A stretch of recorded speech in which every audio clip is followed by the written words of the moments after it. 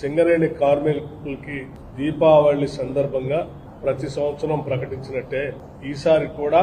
Deepavali bonus గా 400 కోట్ల రూపాయలని చెల్లిస్తున్నామని చెప్పడానికి సంతోషిస్తాం. సింగరేణి మరి ఖమ్మం జిల్లాలోనే ఇక్కడి నుంచే మొదలైనటువంటి ప్రస్థానం పెద్ద ఎత్తున ఈరోజు తెలంగాణ రాష్ట్రానికి అతిపెద్ద ప్రభుత్వ రంగ సంస్థగా ఎదగటమే కాకుండా వెలుగులు అందించేటువంటి థర్మల్ పవర్ ప్రాజెక్టులకి అట్లాగే ఇతరత్ర ఇండస్ట్రీస్ కూడా పనికొచ్చేటువంటి కోల్ని కొన్ని దశాబ్దాలుగా సప్లై చేస్తూ పేరు ప్రఖ్యాతులు కాంచినటువంటి సింగరేణి ప్రభుత్వ రంగ సంస్థ యాజమాన్యానికి కార్మికులందరికీ కూడా దీపావళి శుభాకాంక్షలు తెలియజేస్తూ వాటి బోనస్ కూడా